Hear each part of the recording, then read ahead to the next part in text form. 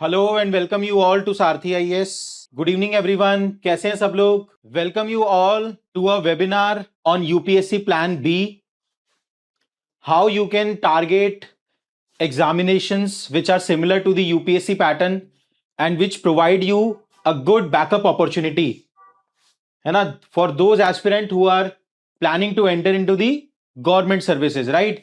तो कैसे आप आरबीआई ग्रेड बी के लिए प्लान कर सकते हैं, प्रिपेयर कर सकते हैं, क्या सिलेबस कॉमन है ना, किस तरीके की अप्रोच रहेगी, everything we will discuss in this webinar. RBI के साथ साथ we will also discuss about the NABARD, we will also discuss about the SEBI and और क्या आपके लिए बैकअप ऑप्शन हो सकते हैं। Good evening everyone. Ramil, Akanksha, Alok, Rishikesh, Saumya, Vedant, good evening everyone. I hope I am audible to you. देखिए, before we start the session कुछ basic rules set कर लेते हैं इस वेबिनार के लिए। I will be inviting an expert, है ना, to discuss all these thing in detail. And you know, अभी यूट्यूब पे मैंने उन एक्सपर्ट के साथ वीडियो भी डाला था। तो जो भी आपके क्वेश्चंस हैं that we will take up but at the end of the session, है ना। तो प्लीज फॉलो द इंस्ट्रक्शन जो भी पहले हम बताने आए हैं। देखिए, कोई भी एस्पिरेंट अगर यूपीएससी सीएससी को टारगेट कर रहा है तो उसकी एंग्जाइटी हम समझते हैं। सबसे पहले मैं आपको अपनी ही जर्नी बताता हूं, है ना। पहले स्टार्टिंग में 8-10 मिनट आप मुझे दीजिए, मैं आपको कॉन्टेक्स्ट सेट करता हूं, उसके बाद आरबीआई के बारे में बात करेंगे। देखिए, जब मैंने अपना जर्नी स्टार्ट किया इन 2013, पहला अटेम्प्ट आप लोग देते हैं, आप कॉन्फिडेंट होते हैं। सब लोग मोस्टली, अगर कोई यूपीएससी प्रिपेयर करने आ रहा है, कोई अपने स्कूल में टॉपर रहा है, कोई अपने कॉलेज में टॉपर रहा है, और समवेयर एक ऑप्टिमिज्म होता है हमारे अंदर कि हम एग्जाम क्रैक कर लेंगे, एंड राइटली सो, है ना। आप कोई भी अगर लाइफ में पहाड़ चढ़ने जा रहे हो, ठीक है, तो ये ऑप्टिमिज्म होना ही चाहिए, तभी आप उस जर्नी को ट्रेवल कर सकते हैं, ठीक है। कोई भी अगर आप डिफिकल्ट जर्नी के लिए जा रहे हैं, ठीक है। तो मैंने अपना पहला अटेम्प्ट दिया, ठीक है, चलो पहली बार में प्रीलिम्स नहीं हुआ। दूसरा अटेम्प्ट दिया, दूसरी बार में प्रीलिम्स हुआ, मैंने मेंस लिखा। अब एक बार प्रीलिम्स हो गया, मेंस लिख लिया, समझ में आ गया कि मेंस कैसे हो सकता है। अगली बार मैंने अटेम्प्ट दिया तो मैंने मेंस क्रैक किया, ठीक है, लगा चलो ठीक है, अब इंटरव्यू भी सीख लेंगे अगली बार। लेकिन उसका जो नेक्स्ट अटेम्प्ट था, जो मेरा फोर्थ अटेम्प्ट था, उस फोर्थ अटेम्प्ट में I couldn't crack the prelims examination, ठीक है। After going through the all the stages of this exam, मेरा प्रीलिम्स फेल हो गया, ठीक है। अब सबसे पहले मैं आप सभी से पूछना चाहूंगा, जितने भी लोगों ने सेशन ज्वाइन किया है, प्लीज टेल मी, आप सभी के कितने यूपीएससी अटेम्प्ट हो चुके हैं? 0, 1, 2, 3, 4, राइट, अंडरस्टूड। मिक्स ऑडियंस है, 0 to 4, ऑल राइट। तो देखिए, जब इन माई फोर्थ अटेम्प्ट, सबकी इंडिविजुअल जर्नी होती है, when I couldn't crack the prelims examination, तो एक एंजाइटी आनी शुरू हुई, है ना। उस टाइम पे एक रियलिटी मुझे हिट करी, जो कि शायद थोड़ा जल्दी हिट करनी चाहिए, कि यार हो सकता है कि मेरा शायद यूपीएससी एग्जाम कभी क्रैक ना हो। अब उस एंजाइटी की वजह से, है ना, मेरा जो यूपीएससी में भी परफॉर्मेंस था वो इंपैक्ट होने लग गया। यार, अगर आप हर टाइम स्ट्रेस में हो, हर टाइम एंग्शियस हो, तो आप कितना इन्वेस्ट कर पाओगे अपनी स्टडीज में, है ना। स्लीपलेस नाइट, हमेशा आप सोच रहे हो क्या होगा क्या होगा, राइट। जितने भी लोगों ने 3 से 4 अटेम्प्ट दिए हैं, है ना, जितने भी लोगों ने चैट में रिप्लाई किया, please tell me, isn't it your situation right now? After 2 attempt I have seen, very कर सकता है इंडिविजुअल टू इंडिविजुअल, किसी को स्टार्टिंग से भी लग सकता है, depending upon how much support you are getting from your family, आपकी फाइनेंशियल कंडीशन क्या है, साइकोलॉजिकल कंडीशन क्या है, इन सब कंडीशन पे डिपेंडेंट है कि आपको कितने अटेम्प्ट के बाद ये एंग्जाइटी होनी शुरू होगी, राइट, है ना। तो सभी के साथ ये होता है। तो अब देखो, मैंने क्या रियलाइज किया था उस पॉइंट ऑफ टाइम पे, कि यार अगर एक अच्छा यूपीएससी प्लान बी आपके पास हो, तो अल्टीमेटली आपका जो प्लान ए है, which is cracking the UPSC CSC exam, उसको भी स्ट्रेंथ मिलती है ना। मेरे साथ के कुछ लोग थे जिन्हें मैंने देखा कि जो शायद स्टेट पीसीएस दे रहे थे, या उस टाइम पे रेगुलेटरी बॉडीज एग्जाम दे रहे थे, है ना। तो उस टाइम पे उन्होंने 2 या 3 अटेम्प्ट के बाद उन एग्जाम की प्रिपरेशन स्टार्ट कर दी, and they could crack those exam, और वहां से जो उन्हें जॉब का बैकअप मिला, है ना। आई रिमेंबर, एक मेरा फ्रेंड था जिसने गेट के थ्रू जो पीएसयू में चला गया था, है ना, उससे जो उसे स्टेबिलिटी मिली, उस स्टेबिलिटी ने उसकी यूपीएससी में भी परफॉर्मेंस इंप्रूव करी, है ना। जैसे डिस्टिंक्टिवली मैं एक इंडिविजुअल की कहानी बताता हूं। मेरा एक आईडी रुड़की का बैचमेट है, तरनजोत सिंह, ठीक है। Right now he is district magistrate DM in west Champaran, है ना। फोर्थ अटेम्प्ट में उसका सिलेक्शन हुआ था, फोर्थ ईयर में, थर्ड अटेम्प्ट उसने स्किप किया था। एंड पहले 2 अटेम्प्ट में जब उसका सिलेक्शन नहीं हुआ, तो उसने इसी टाइप के एग्जाम दिए। आई रिमेंबर, उसने उस साल आईईएस में 4th रैंक आया था, है ना, गेट में भी अच्छा रैंक आया था, and he could get a job, है ना। ओएनजीसी में उसका जॉब लगा था। उसकी वजह से उसका जो यूपीएससी में परफॉर्मेंस इंप्रूव हुआ, क्योंकि अब स्टेबिलिटी आ गई, इनसिक्योरिटी खत्म हो गई, और उस स्टेबिलिटी की वजह से आई कुड रिकॉल उसका रैंक आया all India rank 70 in UPSC CSC 2016 exam, है ना। If you want you can check out the UPSC result, right. ठीक है, तो अब आपका जो यूपीएससी प्लान बी है ना, वो आपका जो मेन ए प्लान है विच इज यूपीएससी सीएससी, उसको हमेशा स्ट्रेंथन करता है। प्लीज रिमेंबर दिस थिंग, है ना। तो instead of considering this as a defeat, you should look up to its complementary role. ये बात समझ में आ रही है यार। एक ही माइंडसेट हमारा रहता है कि अगर हम कोई प्लान बी टारगेट कर रहे हैं तो इट्स अ डिफीटिस्ट माइंडसेट। नहीं, it's a more pragmatic, it's more practical. ठीक है कि यार अगर 2-3 अटेम्प्ट के बाद अगर आप प्रीलिम्स नहीं क्रैक कर पा रहे हैं, जैसे कि आज के टाइम में सिचुएशन है ना, तो एक प्लान बी आपके पास होना चाहिए। That decision I leave to you कि आपको कब उस प्लान बी की जरूरत लग रही है। ठीक है ना, सबका अलग अलग मेंटल स्टेट होता है, सबको अलग अलग फैमिली से डिफरेंट डिफरेंट टाइप का सपोर्ट होता है। अगर मान लो कि कोई बिजनेस फैमिली से है, जैसे ऑनेस्टली अगर मैं अपनी स्टोरी शेयर करूं, I belong to business family, तो शायद मेरे माइंड में एक प्लान भी था कि चलो कुछ नहीं हुआ तो वो कर लेंगे, समझ में आ रहा है। तो वो इंडिविजुअल टू इंडिविजुअल है, बट यस एक प्लान भी हर किसी के पास होना चाहिए। That is common for everyone, है ना। अब देखो, अब अगर हम प्लान बी की बात करें, to discuss this thing in detail, now I would like to invite on stage, before I invite sir, पहले एक चीज मुझे आपसे पूछनी है। Now please tell me, have you understood कि why UPSC plan B, choosing a UPSC plan B is not defeatist? Two way communication maintain रखते हैं। देखिए, ये सेशन हम चाहते तो यूट्यूब पे भी ले सकते थे, ये सेशन अगर हम चाहते तो ऐप पे भी ले सकते थे, बट हमने जूम पे इसीलिए लिया है कि एक टू वे इंटरेक्शन मेंटेन रहे। क्या आप सभी ने, किसी ने अपना यूपीएससी प्लान भी फाइनल किया है अभी तक? Yes, this recording will remain available to you, है ना, अगर कहीं जा रहे हैं, कहीं आ रहे हैं। ठीक है, एंड अभी मैं सर को स्टेज पे इनवाइट कर रहा हूं, but please listen to me. इस सेशन का पर्पस क्या है कि आपको इन एग्जाम को लेके अवेयर किया जाए। मुझे क्या लगता है, awareness is the biggest problem, क्योंकि मेरी वो बिगेस्ट प्रॉब्लम थी, मुझे भी नहीं पता था यार आरबीआई में किस तरीके का जॉब होता है। जैसे मैं अभी आपसे पूछ लूं कि आईएआरएस या आईपीएस या आईएएस की एग्जैक्ट जॉब क्या है, आप में से 90% लोग बता नहीं पाओगे। प्रॉब्लम इज कि हम उस टैग को लेकर ड्रिवन है, बट वो रोल क्या है, काम क्या है, लाइफ कैसी है, वो नहीं पता। चलो आईएएस आईपीएस की आईआरएस की फिर भी पता लग गई है, बहुत सारे लोग यूट्यूब पे बताते रहते हैं, बट लेकिन आरबीआई ऑफिसर्स, नाबार्ड, सेबी, इन ऑफिसर्स की कैसी लाइफ होती है, that you are not aware about. और जब तक आप किसी की लाइफ नहीं देखते तब तक आप इंस्पायर्ड नहीं होते, है ना। लोग कहते हैं कि विराट कोहली को देख के मैं इंस्पायर होता हूं क्रिकेटर बनने के लिए। क्यों? क्योंकि भाई आपने देखा है उसकी क्या लाइफ है ना। तो जो अवेयरनेस की प्रॉब्लम है, इस सेशन के थ्रू हम वो प्रॉब्लम सॉल्व करने वाले हैं। समझ में आया? तो सर आपको इस पूरे एग्जामिनेशन का पैटर्न बताएंगे, कैसे इस एग्जाम का सिलेबस यूपीएससी के साथ कॉमन है, कैसे आप प्रिपरेशन कर सकते हैं, सारथी आईएएस कैसे आपको सपोर्ट करने वाला है ना। Each and everything we will discuss in detail in this particular session. ठीक है, तो sir Ashok Yadav sir, hello sir, welcome. Hello, sir. Thank you for inviting for this session. So hello students, how are you? And today we will discuss about RBI Grade B as a plan B for UPSC students. तो सबसे पहले एक example मैं भी दे देता हूँ, sir ने examples दिए। जैसे आपने लास्ट ईयर आई थिंक 24 में AIR 6 थे, सृष्टि डब्बास, वो RBI ग्रेड बी ऑफिसर थी। RBI ग्रेड बी ऑफिसर से वो यूपीएससी क्रैक किया और ऑल इंडिया रैंक 6। राइट। तो एक बैकअप प्लान लेने से सर ये भी होता है कि आपके ऊपर ना साइकोलॉजिकल इम्पैक्ट आता है, टेंशन फ्री हो जाते हैं, स्ट्रेस फ्री हो जाते हैं। बहुत सारे स्टूडेंट, जैसे आपने बताया कि किसी का फाइनेंशियल बर्डन होता है, फैमिली सपोर्ट नहीं मिलता है, बहुत सारे रीजन होते हैं। 2-3 अटेम्प्ट के बाद मोस्टली स्टूडेंट प्लान बी देखने लग जाते हैं। कुछ स्टूडेंट मैंने देखा कि कमेंट सेक्शन में लिख रहे थे कि एसएससी सीजीएल। तो यूपीएससी एस्पायरेंट जिसने देखो सर आईएएस आईपीएस बनने का सपना देखा है ना, तो वो एसएससी सीजीएल जो ग्रुप बी क्लास या ग्रुप सी की जॉब है उनकी तरफ ज्यादा अट्रैक्ट नहीं हो पाता है। राइट। तो इसलिए हमने RBI grade B plan B इसीलिए लिखा है क्योंकि इसकी जो प्रोफाइल है आपकी, आप कंट्री के जो फाइनेंशियल इंस्टीट्यूशन है सबसे बड़ा रिजर्व बैंक ऑफ इंडिया में काम करेंगे। वहां पर मॉनेटरी पॉलिसी डिपार्टमेंट है, करेंसी मैनेजमेंट डिपार्टमेंट है। लेवल्स का फर्क है, सिंपल सी बात है। अगर कोई यूपीएससी के लिए प्रिपेयर करने आ रहा है तो प्लान बी कम से कम एक थोड़ा क्लोज तो हो अपने प्लान के, है ना। और सर ने ऐसे बहुत सारे स्टूडेंट को मेंटर किया है पिछले 5-6 सालों में, आपने सुना होगा सीजीबी मेंटर के नाम से सर रन करते हैं। ठीक है, एंड बहुत सारे टॉपर्स, आई थिंक यहां भी हमने एक लिस्ट बनाई है।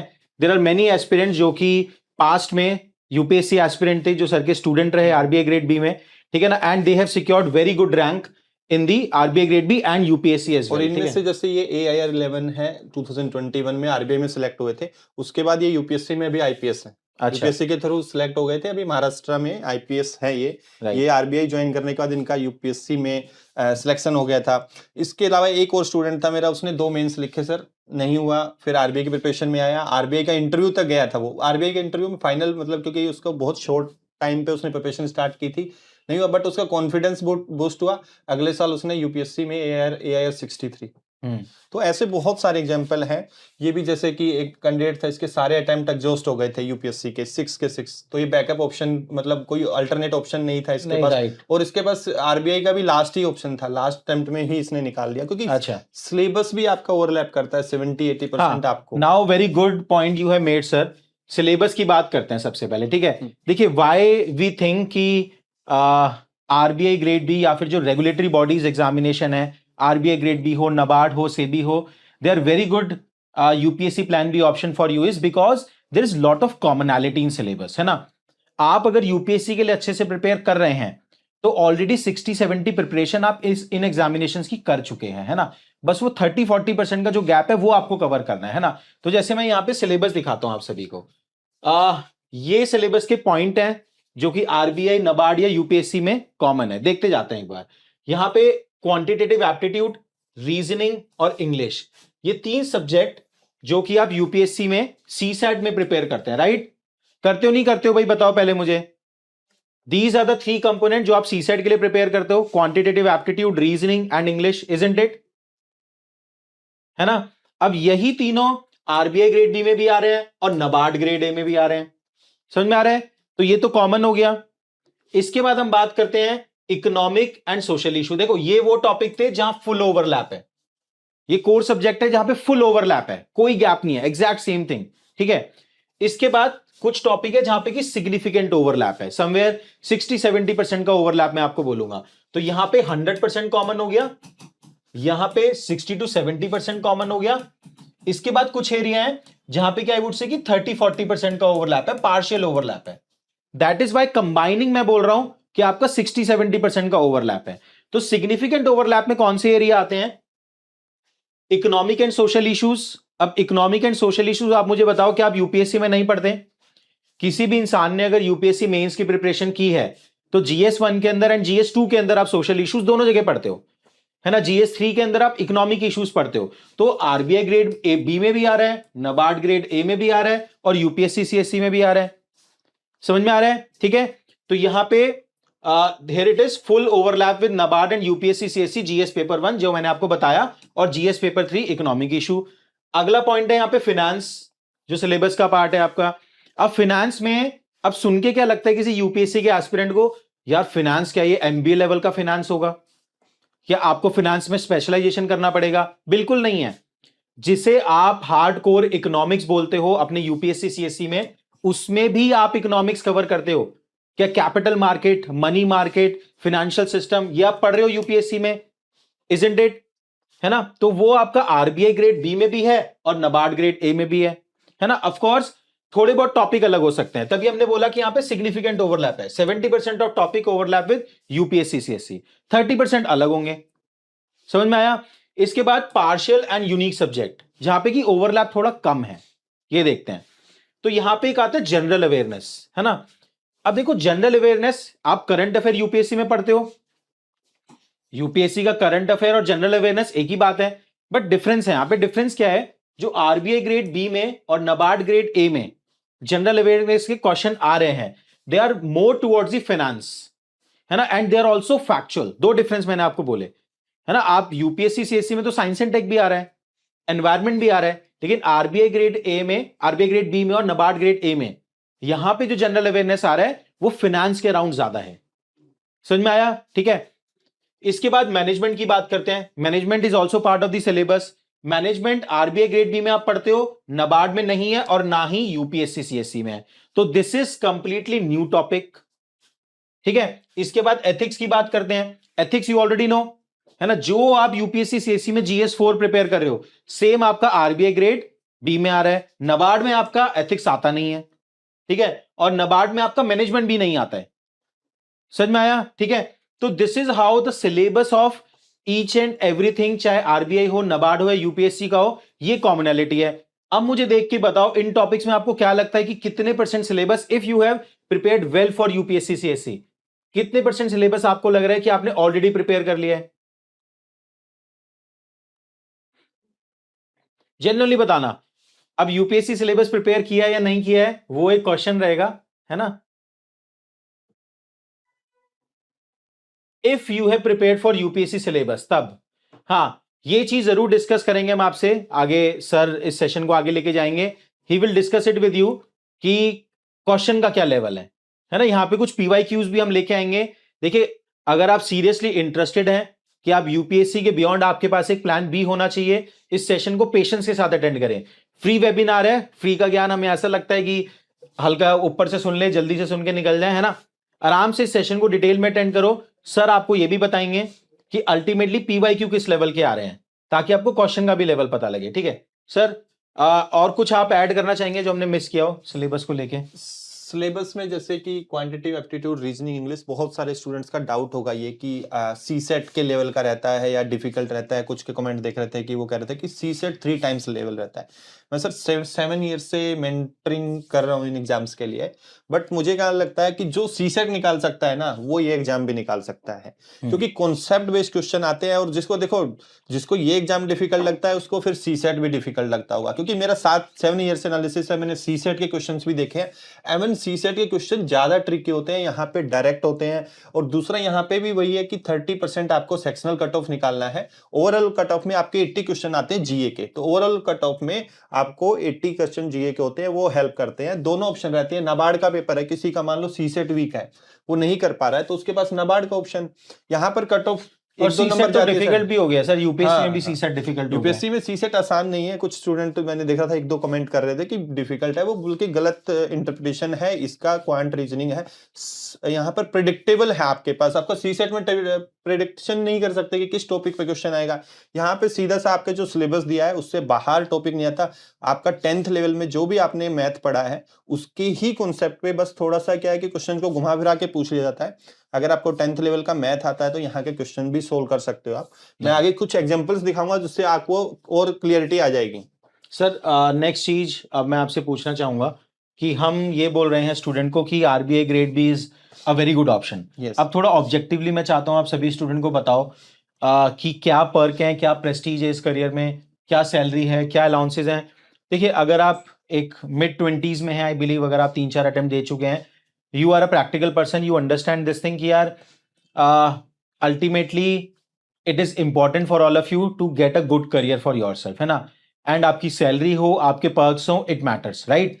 तो बिफोर यू डिसाइड कि आपको प्लान बी क्या फॉलो करना है, उसको लेके आपको क्लैरिटी कंप्लीट होनी चाहिए, है ना?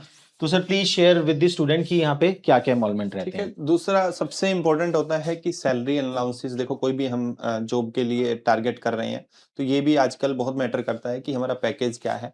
तो आपको मैं बता देता हूँ कि सबसे ज्यादा मतलब हाईएस्ट पैकेज है गवर्नमेंट जॉब में किसी में, तो वो है आरबीआई।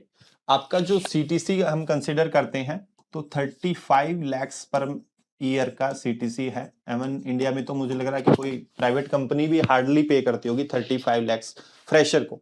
एज ए फ्रेशर आप जाएंगे तो 35 lakhs आपको सीटीसी मिलेगी। तो ये मैं थोड़ा सा डिटेल में बता देता हूँ। अप्रोक्सीमेट मंथली सैलरी है ये, किसी की सैलरी स्लिप से ही हमने ड्राइव की है। इसमें आपको इन हैंड सैलरी ही जो टैक्स वगैरह डिडक्ट होता है, आपका एनपीएस डिडक्ट होता है, वो सब मिला के भी आपकी 1.5 lakh plus in hand salary मिलती है। इसका ब्रेकअप दिया हुआ है, जैसे कि ग्रोस आपकी बेसिक पे 78,000 है, इसमें स्पेशल अलाउंसेज है, ग्रेड अलाउंसेज है, ये डीए है, डीए चेंज होता रहता है। प्लस आपका जो है यहाँ पर सबसे इंपॉर्टेंट चीज एक और है कि हर 5 साल में पे रिवीजन होता है, किसी भी गवर्नमेंट जॉब में नहीं होता। एवन आप आईएएस ऑफिसर भी बनते हैं तो ये पैकेज तो नहीं मिलता है, ठीक है। सैलरी की बात कर रहे थे तो हाईएस्ट पे पैकेज मिलता है गवर्नमेंट जॉब्स में, किसी भी गवर्नमेंट जॉब में ये पैकेज नहीं मिलता है। 35 लाख के अराउंड सीटीसी रहती है, क्योंकि जो मैंने सैलरी बताई है, जैसे कि ये एक किसी की सैलरी स्लिप से कैलकुलेटेड है, 2 लाख के करीब सैलरी मिलती है, जो ग्रोस सैलरी है आपकी। इसके अलावा आपको अगर आप जैसे मुंबई में पोस्टेड है तो 91,000 आपको लीज अमाउंट मिलती है।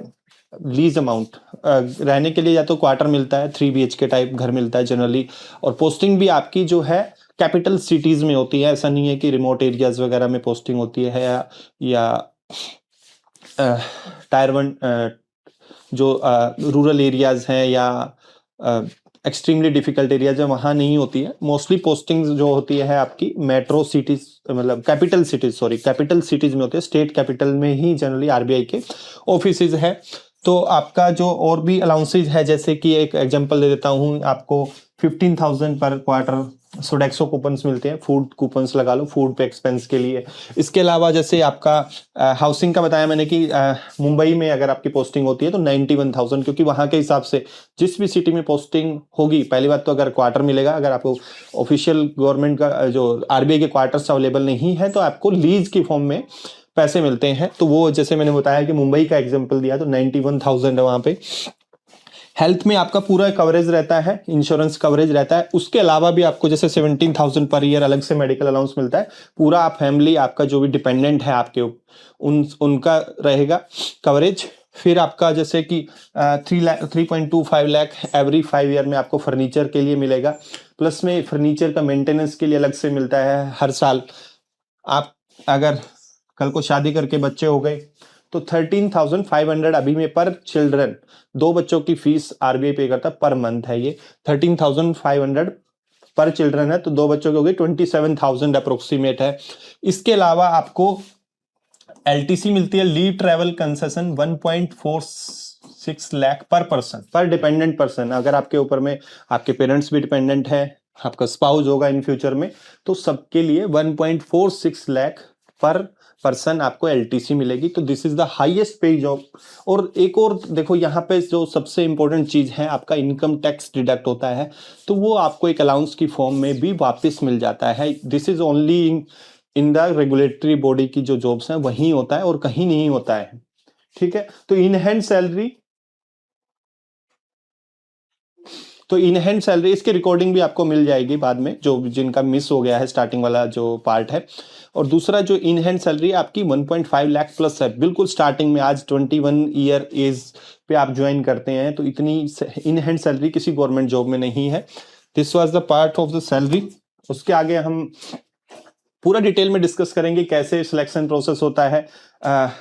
जो आपका एज क्राइटेरिया है जनरल कैटेगरी के लिए जो है 21 to 30 ईयर्स है। आपकी जो मैक्सिमम एज है जनरल कैटेगरी के कैंडिडेट्स के लिए 30 ईयर्स है यहाँ पे। और ओबीसी और SC ST के लिए, ओबीसी के लिए 33 ईयर्स है, SC ST के लिए 35 ईयर्स है। हाँ, एजुकेशनल क्वालिफिकेशन में कंडीशन है कि आपके मिनिमम 60% मार्क्स होने चाहिए ग्रेजुएशन में। अगर SC ST से हैं तो, और पर्सन विद डिसेबिलिटी हैं आप, तो आपके 50% मार्क्स होने चाहिए ग्रेजुएशन में। अगर ग्रेजुएशन में आपके बाई चांस 60% मार्क्स नहीं है, आप जनरल कैटेगरी से हैं, तो आप अगर आपने पोस्ट ग्रेजुएशन कर रखी है तो पोस्ट ग्रेजुएशन में अगर आपके 55% मार्क्स हैं तो भी आप एलिजिबल हैं। तो दोनों में से एक कंडीशन आपको सेटिस्फाई करनी है यहाँ पे, तो आप एलिजिबल है। नंबर ऑफ अटेम्प्ट्स जनरल और ईडब्ल्यूएस के लिए 6 अटेम्प्ट्स मिलते हैं आपको। SC ST OBC PWD के लिए कोई रिस्ट्रिक्शन नहीं है नंबर ऑफ अटेम्प्ट्स के लिए। देखो सक्सेस रेशो आजकल का, अगर आप ना एक अटेंडेंट के लिए एग्जाम देने जाओगे ना, वहां पे भी कंपटीशन है। और बट यहाँ पे एक चीज ये है कि रेगुलेटरी बॉडी, अगर आप बैकअप प्लान देख रहे हैं यूपीएससी के लिए, तो यहाँ पर जो सिलेबस है उससे बाहर क्वेश्चंस नहीं आते हैं, प्रिडिक्टेबल है। अगर आप क्वांट रीजनिंग इंग्लिश को मैनेज कर लेते हैं, फैक्ट्स थोड़े से फैक्चुअल क्वेश्चन आते हैं, डेटा बेस्ड क्वेश्चन आते हैं, अगर आप वो मैनेज कर लेते हैं तो आप अपने जितने भी कंपटीशन में स्टूडेंट्स हैं जो फेज 1 से फेज 2 में जाएंगे तो उनको compete कर सकते हैं। जैसे कि यूपीएससी आपने 3 अटेम्प्ट दिए तो आपको पता लग गया होगा कि बहुत ही अनप्रिडिक्टेबल है। यस, नोट्स मिलेंगे इसमें, डिटेल बताएंगे आपको, डिटेल कोर्स की बाद में भी सारथी इसकी वेबसाइट पे भी मिल जाएगी, नोट्स भी रहेंगे प्लस वीडियो लेक्चर्स भी रहेंगे। और इस एग्जाम की सबसे खास बात यह है कि आपने सारी मोस्टली चीजें पढ़ी होंगी, और पीवाईक्यूज जो मेमोरी बेस्ड पीवाईक्यूज है, मैं I will show you, PDF भी शेयर कर देंगे, ये पीडीएफ भी शेयर करवा देंगे, ठीक है। तो 3 स्टेज प्रोसेस होता है। फेज 1 स्क्रीनिंग टेस्ट होता है, मतलब जैसे यूपीएससी में होता है हर एग्जाम में, लगभग हर कॉम्पिटिटिव एग्जाम में आजकल है कि प्री मेंस और इंटरव्यू, तो इसमें जितने भी स्टूडेंट्स अपीयर करेंगे उसका 15 टाइम्स आपका मेंस में अपीयर करते हैं। तो आजकल जो वैकेंसीज की रेंज है 100 के अराउंड है, पहले कुछ सालों में 200 प्लस आती थी, तो इन फ्यूचर में भी आने की चांसेस हैं, बढ़ने की भी चांसेस हैं इन फ्यूचर में। 15 टाइम्स कैंडिडेट फेज 2 में अपीयर करेंगे। फेज 2 में ऑब्जेक्टिव प्लस डिस्क्रिप्टिव का कॉम्बिनेशन होता है। यहाँ पे डिस्क्रिप्टिव कंप्यूटर पे आपको टाइप करके लिखना होता है। यूपीएससी में बस ये है कि आपको पेन पेपर बेस्ड होता है, यहाँ पे डिस्क्रिप्टिव राइटिंग आपको कंप्यूटर पे टाइप, वो डिफिकल्ट नहीं है, आप आराम से प्रैक्टिस कर लेंगे। और इसका कोर्स भी बहुत लेंदी नहीं है, 3 मंथ्स में लगभग आप सारी चीजें, अगर आपने बिल्कुल शुरू से जैसे क्वांट रीजनिंग भी पढ़ रहे हैं प्लस आप फेज 2 की प्रिपरेशन करेंगे, तो 3 मंथ्स का अप्रोक्सीमेट टाइम है, ठीक है। इसके बाद इंटरव्यू रहता है। जो फेज 2 में अपीयर करेंगे, जितनी भी वैकेंसीज होंगी उसका 3 टाइम्स इंटरव्यू में को बुलाया जाता है। 75 मार्क्स का रहता है इंटरव्यू की वेटेज भी। और पिछले कुछ सालों का जो डेटा है वो कह रहा है कि सबसे ज्यादा कैंडिडेट्स इंटरव्यू में जो अपीयर कर रहे हैं they are UPSC aspirant. Selection होने वाली लिस्ट है उसमें भी आजकल अच्छा खासा वेटेज है यूपीएससी एस्पायरेंट्स का। जैसे हमने एक पीपीटी दिखाई थी,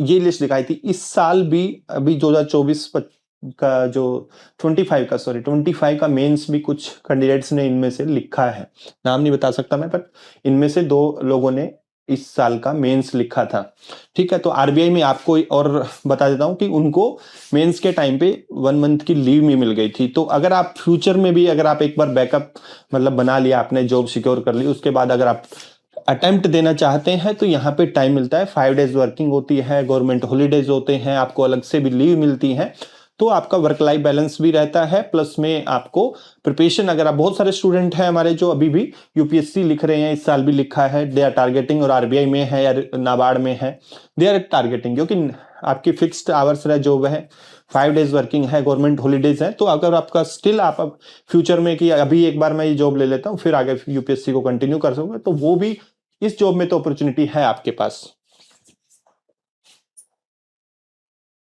फिर हम सबसे पहले फेज 1 में क्या आता है, फेज 1 का में जनरल अवेयरनेस 80 क्वेश्चंस आएंगे, 80 मार्क्स के होंगे, 25 मिनट्स, 1/4 नेगेटिव मार्किंग होती है। यहाँ पे सेक्शनल टाइमिंग होता है, 80 क्वेश्चन आपको 25 मिनट्स में। तो यहाँ पे क्वेश्चंस ऐसे बहुत लेंदी नहीं होते, तो आप आराम से क्वेश्चन अटेम्प्ट कर सकते हैं 25 मिनट्स में ना। मतलब अगर लेंदी भी आते हैं तो 50 से 60 क्वेश्चन आप आराम से अटेम्प्ट कर सकते हैं, बट यहाँ पे ये नहीं है कि आपको सारे ही क्वेश्चंस का टारगेट करना है, इसमें आपको ओवरऑल कट ऑफ निकालनी होती है। फिर आपका रीजनिंग में 60 क्वेश्चन 60 मार्क्स 45 मिनट्स मिलेंगे आपको, 30 क्वेश्चन 30 मार्क्स 25 मिनट्स मिलेंगे, 30 क्वेश्चन 30 मार्क्स 25 मिनट मिलेंगे। जो लास्ट ईयर का कट ऑफ था आपको मिनिमम, इस साल का 25 का sectional cut off general category के लिए था, वो 30% था। बाकी कैटेगरीज के लिए कम होता है, वो मैं आगे पीपीटी में दिखाऊंगा। 30% मतलब आपको क्वांट में 9 मार्क्स चाहिए, इंग्लिश में 9 मार्क्स चाहिए, रीजनिंग में आपको 18 मार्क्स चाहिए 60 में से। अब बहुत सारे स्टूडेंट्स बोल रहे थे कि हाँ क्वांट रीजनिंग टफ लगता है, तो आपको यहाँ पे सिर्फ सेक्शनल कट ऑफ निकालना है। आप जीए में अच्छा स्कोर कर लो, इंग्लिश में अच्छा स्कोर कर लो, ओवरऑल कट ऑफ निकलने में हेल्प हो जाती है यहाँ से, अगर आपने क्वांट रीजनिंग कट ऑफ पे ही निकाला है तो, ठीक है। जैसे बहुत सारे स्टूडेंट्स होते हैं जिनको क्वांट रीजनिंग में चैलेंज फेस होता है। फिर दूसरा ऑप्शन आपके पास नाबार्ड का भी है, नाबार्ड में कट ऑफ बहुत ही कम जाती है, क्योंकि सिर्फ क्वालिफाइंग इन नेचर में है क्वांट रीजनिंग इंग्लिश वाला सेक्शन। बाकी जो मेरिट सेक्शन होता है उसमें इकोनॉमिक, सोशल इश्यूज, एग्रीकल्चर और आपका जीए आता है। तो अगर आपका क्वांट रीजनिंग बिल्कुल ही वीक है तो आप नाबार्ड को भी टारगेट कर सकते हो, उसका आगे डिस्कस करेंगे हम। और साइकिल काफी शॉर्ट है इसका, 6 मंथ में आपका सब कुछ डिसाइड हो जाता है, प्री से लेके नोटिफिकेशन से लेके फाइनल सिलेक्शन तक। नहीं क्वांट रीजनिंग का इसका ना मैं क्वेश्चंस दिखाऊंगा आपको, ये पीडीएफ भी मिलेगी, इसमें क्वेश्चंस मिलेंगे तो आप देखना, वो बहुत इजी होते हैं। एक बार आप देखो, यूपीएससी एस्पायरेंट के लिए मेरा जो एक्सपीरियंस है 7-8 ईयर से हम इसको मैं मेंटर कर रहा हूँ स्टूडेंट्स को, तो मेरे हिसाब से मैंने सीसेट को भी देखा है, तो सीसेट से टफ तो नहीं है क्वांट रीजनिंग का लेवल, ठीक है। और सारे क्वेश्चन नहीं करने, कर भी नहीं पाओगे क्योंकि टाइम ही नहीं होता हमारे पास, 30 क्वेश्चन है, सिर्फ 25 मिनट्स होते हैं, 15 मतलब 10 से 15 के बीच में क्वेश्चन अटेम्प्ट कर पाओगे स्पीड के साथ। तो यहाँ पे आप को लेने हैं, जैसे इस साल भी अगर मैक्सिमम कट ऑफ इसी बार गया था कि 30% सेक्शनल, तो 9 मार्क्स लेने तो इजीली डूएबल है, और सारे क्वेश्चंस करने भी नहीं है तो, और 30 में से 10-15 क्वेश्चन ऐसे होते हैं कोई भी कर सकता है। फिर आता है फेज 2, जैसे इसका नोटिफिकेशन प्री हुआ, प्री के 1 वीक के अंदर 7 to 10 डेज में रिजल्ट आ जाता है। 7 to, इतना फास्ट जल्दी का नहीं आता है किसी भी अदर एग्जाम्स का, 7 to रेगुलेटरी बॉडी में ही होता है। ओवरऑल कट ऑफ भी लेस देन 70 से 80 के बीच में रहती है, कभी मतलब पिछले 3 सालों में देखोगे तो 55 से 80 के बीच में कट ऑफ रही है, 50 से 80 के बीच में, नॉट 55, अलग अलग वेरी करती है डिफिकल्टी लेवल के अकॉर्डिंग में, ठीक है। तो 50 से 80 के बीच में रहे 200, क्योंकि यहाँ पे ना टाइम मैनेजमेंट का सबसे इंपॉर्टेंट है, क्योंकि सेक्शनल टाइमिंग है, बस वो आपको प्रैक्टिस से आ जाता है। 7 to 10 डेज में आपका फेज 1 का रिजल्ट आ जाता है, और फेज 2 भी विद इन 1 मंथ गैप होता है, विद इन 1 मंथ के गैप पे फेज 2 एग्जाम होता है। फेज 2 के बाद फिर 1 मंथ में आपका फेज 2 का रिजल्ट आ जाता है, फिर इंटरव्यू स्टार्ट होते हैं, तो जैसे ही इंटरव्यू सारे खत्म होते हैं तो फाइनल रिजल्ट आपका तुरंत आ जाता है। तो 6 मंथ में आपका पूरा प्रोसेस कंप्लीट हो जाता है, आपको लंबा वेट भी नहीं करना। फेज 1 इकोनॉमिक्स, सॉरी पेपर 1 है इकोनॉमिक्स एंड सोशल इशू, यहाँ पे 50% ऑब्जेक्टिव आता है, 50% डिस्क्रिप्टिव, इसमें आपको 120 मिनट्स मिलेंगे, 30 फॉर ऑब्जेक्टिव, 90 फॉर डिस्क्रिप्टिव, 1.5 घंटे में, मतलब 90 मिनट्स में आपको डिस्क्रिप्टिव क्वेश्चन लिखने हैं, 50-50 मार्क्स का आएगा। सेम आपका फिर दूसरा पेपर है इंग्लिश का, यहाँ पे आपको एसे राइटिंग रहता है, कंप्रीहेंशन, एक प्रेस राइटिंग रहता है, तो ये आपके लिए कोई डिफिकल्ट नहीं होगा, क्योंकि ऑलरेडी आप ऐसे राइटिंग यूपीएससी में करते हैं। ईएसआई का डिस्क्रिप्टिव आपको बिल्कुल भी डिफरेंट नहीं है, सेम यूपीएससी टाइप का है। मेंस 1 महीने बाद एक ही दिन में तीनों पेपर हो जाते हैं, एक ही दिन में तीनों पेपर होते हैं, प्री के 1 मंथ के अंदर अंदर मेंस हो जाता है। पेपर 3 फाइनेंस एंड मैनेजमेंट में 50% ऑब्जेक्टिव, 50% डिस्क्रिप्टिव, तो इसमें भी आपका जो 30 मिनट्स ऑब्जेक्टिव पेपर के लिए मिलते हैं, जिसमें 30 क्वेश्चन आते हैं, सेम आपके फाइनेंस मैनेजमेंट में भी 30 क्वेश्चंस आते हैं। और इसमें क्या, जो डिस्क्रिप्टिव होता है उसमें 6 में से 4 क्वेश्चन करने होते हैं, जिसमें से 2 क्वेश्चन आपके 15 मार्क्स के आते हैं, 600 वर्ड लिखने होते हैं आपको 15 मार्क्स वाले में। 10 मार्क्स के 2 क्वेश्चन आते हैं, वो 400 वर्ड्स लिखने होते हैं। तो ये पेपर का पैटर्न है, ये पीडीएफ भी मिल जाएगी। इंटरव्यू फिर आपका 75 मार्क्स का, 3 टाइम्स ऑफ वैकेंसीज के लिए बुलाया जाता है। फिर जो मेंस के मार्क्स हैं, फेज 2 के मार्क्स हैं, प्लस इंटरव्यू के मार्क्स हैं, वो फाइनल मेरिट लिस्ट डिसाइड करती है। ठीक है, अभी तक कोई भी डाउट है आप अपना कमेंट सेक्शन में बता सकते हैं। विच पेपर? मेंस का जो पेपर फेज 2 प्लस इंटरव्यू है, इसके बेस पे फाइनल सिलेक्शन होता है। इसकी रिकॉर्डिंग मिल जाएगी। यस, इसका कोर्स सारथी आईएएस पे हम लॉन्च कर रहे हैं। इंटरव्यू के लिए भी गाइडेंस मिलेगी आपको। तो 6 आवर्स तो बहुत है इसके लिए, इस एग्जाम्स के लिए, क्योंकि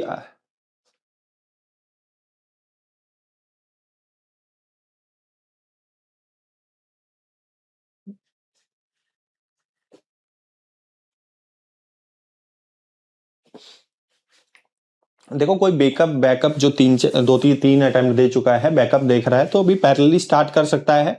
कोई डिफरेंट, बहुत ज्यादा डिफरेंस नहीं है आपका। जैसे मान लो सीसेट है, किसी का सीसेट और स्ट्रॉन्ग हो जाएगा प्लस में, क्योंकि उसी टाइप की प्रिपरेशन है। मैं आपको क्वेश्चंस दिखाऊंगा तो उससे आपको और आइडिया मिलेगा किस टाइप के क्वेश्चंस आते हैं, वो भी हम डिस्कस करेंगे। थोड़ा सा बस पेशेंस रखिए। जैसे जनरल अवेयरनेस है, क्या क्या टॉपिक आते हैं इसमें, आरबीआई सर्कुलर्स आते हैं, गवर्नमेंट स्कीम्स आती हैं, इकोनॉमिक इकोनॉमी वाली न्यूज आती हैं, आपकी banking, financial awareness, static GK, जो आप इवन यूपीएससी के लिए पढ़ते हैं, बट यहाँ पे थोड़ा सा जो है फैक्चुअल डेटाबेस क्वेश्चन पूछे जाते हैं। ठीक है, आप यूपीएससी की प्रिपरेशन के साथ थोड़ा सा टाइम निकालना है, आपको ज्यादा टाइम भी मैनेज करने की जरूरत नहीं है, जो बैकअप ऑप्शन के लिए इसको फोकस करना चाहते हैं। क्वांट में आपका परसेंटेज, एवरेज, टाइम वर्क आप सीसेट में पढ़ते होंगे, डीआई है, नंबर सीरीज है, क्वाड्रेटिक इक्वेशन है, upstream downstream, simple compound interest, profit loss, mixture allegation, ये आप रिकॉर्डिंग अवेलेबल होगी।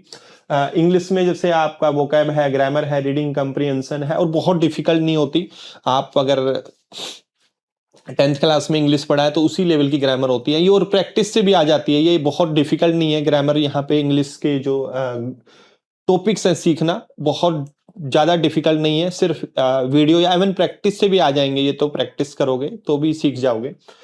रीजनिंग थोड़ी सी डिफरेंट होती है, सीसेट में हम सारे टॉपिक नहीं पढ़ते, जैसे इसमें रैंकिंग वाले क्वेश्चन तो हम सीसेट में आए हैं, अल्फा न्यूमेरिक सीरीज आती है कई बार, coding decoding I think coding decoding नया हो बट इजी है, डुएबल है। रीजनिंग बहुत इजी है, रीजनिंग डिफिकल्ट नहीं है, और कुछ इसमें से एक दो टॉपिक छोड़ के बाकी सारे आपने, जैसे पजल्स आती हैं, सिंपल पजल्स मैंने देखा है सीसेट में आती हैं। इनपुट आउटपुट एक बार पूछा गया है सीसेट में, इनपुट आउटपुट का क्वेश्चन पूछा गया है, उसके आई थिंक एक ही साल पूछा गया है। तो ये सारे टॉपिक्स हैं, ब्लड रिलेशन है, डायरेक्शन है, तो ये सारे जो टॉपिक्स हैं आपने सीसेट में भी पढ़े हैं, बस प्रैक्टिस की जरूरत है। कुछ नए टॉपिक्स हैं तो वो भी आप सीख सकते हैं इजिली।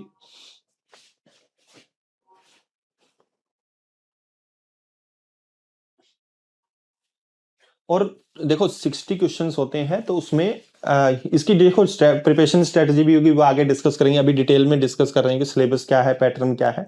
ठीक है, तो हमें सारे क्वेश्चन तो कोई नहीं कर पाता, 60 क्वेश्चन होते हैं, तो हमारे यही स्ट्रेटजी हमें लेके चलनी होती है कि जो क्वेश्चन डुएबल है कम टाइम में 45 मिनट्स में, तो वो देखो नोटिफिकेशन जून जुलाई के में आने की प्रोबेबिलिटी है, जून जुलाई में, प्रीलिम्स के बाद ही आएगा मोस्ट प्रोबेबली। ये है आपका ईएसआई का सिलेबस। ईएसआई के सिलेबस में देखो ये सारे टॉपिक्स आपने पढ़े होंगे, growth, national income, poverty, sustainable development, economic history, policy, monetary fiscal policy since 1991, economic survey, budget पढ़ते हैं हम, Indian money market, balance of payment, international institutions हम पढ़ते हैं, आईएमएफ, वर्ल्ड बैंक, ये पढ़ते हैं, multiculturalism, demographic trends, urbanisation, gender issues, social justice, तो ये सारी चीजें हम यूपीएससी में भी पढ़ते हैं और यहाँ पे भी पढ़नी पड़ेगी। ठीक है, तो ऑलमोस्ट सेम है ये चीजें, जैसे कि ये आपका स्टैटिक तो ऑलरेडी प्रिपेयर्ड होगा, आपने अगर आरबीआई के लिए यूपीएससी के लिए प्रिपरेशन की है तो ये आपका पूरा सिलेबस सेम है, कुछ डिफरेंट नहीं पढ़ाते हैं यहाँ पे। नेशनल इनकम में भी वही सेम चीज पढ़ाते हैं, पॉवर्टी एलिवेशन, एम्प्लॉयमेंट जनरेशन में भी वही सेम चीज पढ़ाते हैं जो आप यूपीएससी में पढ़ते हैं। तो आपका ईएसआई और फाइनेंस के कुछ टॉपिक्स तो मुझे मैंने जो एनालिसिस किया है यूपीएससी का भी, जीएस का पेपर प्लस जीएस का सिलेबस प्लस आरबीआई का, तो बहुत सारे टॉपिक्स, तो आपको बस एक रिवीजन होगा आपका, और कुछ चीजें एक्स्ट्रा है जैसे मैनेजमेंट है और कुछ फाइनेंस के टॉपिक्स एक्स्ट्रा है जो आपके लिए नए होंगे, वो आप पैरेलल प्रिपरेशन कर भी रहे हैं, 1-2 घंटे मैनेज करेंगे तो भी कर सकते हैं। फिर फाइनेंस इंग्लिश में तो देखो आपको ऐसे राइटिंग आती है, तो ऐसे करंट टॉपिक्स पे आता है जनरली, मैं वो भी दिखाऊंगा कि इस टाइप के।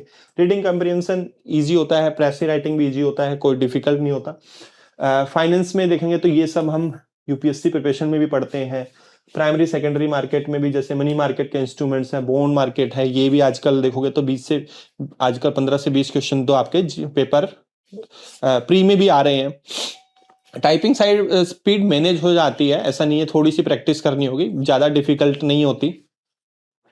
जनरल टॉपिक जैसे रिस्क मैनेजमेंट है, यहाँ पे हम क्या पढ़ते हैं, बैंकिंग में जो क्या रिस्क है बैंक्स में, जैसे इंटरेस्ट रिस्क, रेट रिस्क हो गया, क्रेडिट रिस्क हो गया, ऑपरेशनल रिस्क हो गया, बेसल नॉर्म्स हो गए, बेसल नॉर्म से यहाँ से जनरली क्वेश्चन बनता है, तो बेसल नॉर्म्स हम यूपीएससी में भी पढ़ते हैं।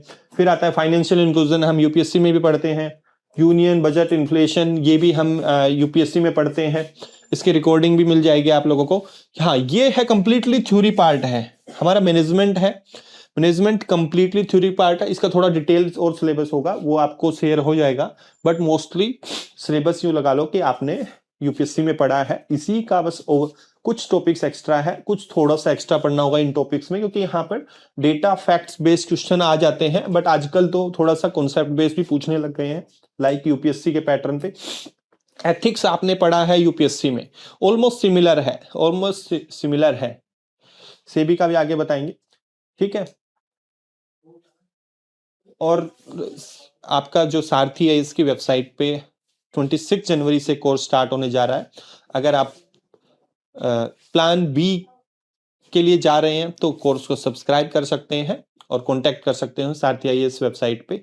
फीस मोस्ट इकोनॉमिकल रहता है, हमारा शुरू से ही टारगेट रहेगा इकोनॉमिकल कोर्सेज प्रोवाइड करने का, वही प्राइसेस यहाँ पे भी रहेंगे।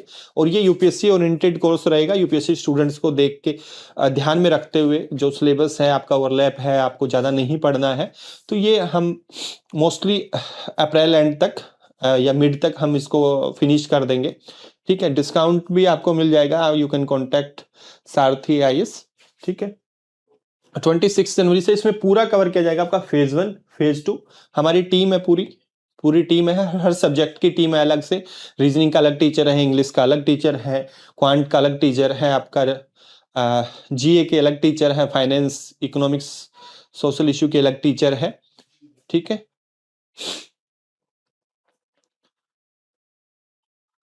फिर आते हैं, अब एग्जांपल दिखाता हूं मैं आपको ना, क्वांट के क्वेश्चंस किस टाइप के आते हैं। बहुत सारे स्टूडेंट के बीच मन में डाउट होगा, चेंज नहीं होता है, सिलेबस फिक्स रहता है, कई सालों से सेम सिलेबस है, ठीक है।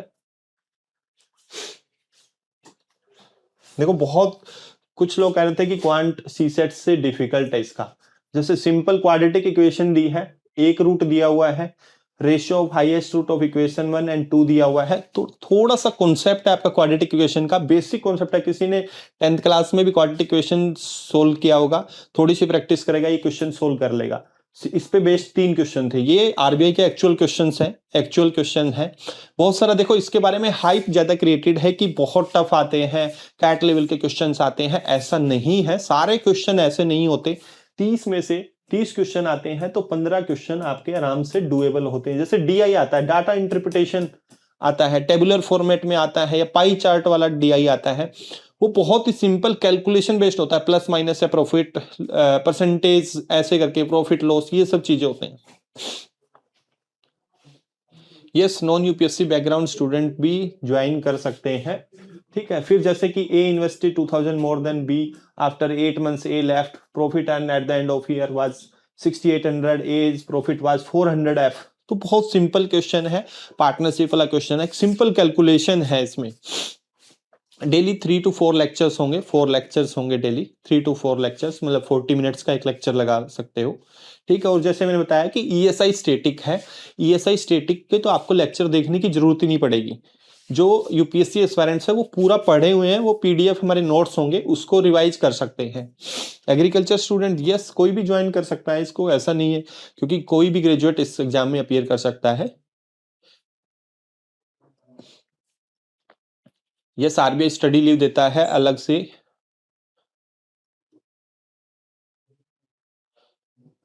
यस, अभी जैसे मैंने बताया कि 2 स्टूडेंट्स हमारे थे, उन्होंने यूपीएससी मेंस के टाइम पे वो लगभग 1.5 मंथ की लीव पे थे, ठीक है। आपकी जो लीव्स होती है आप यूज कर सकते हो।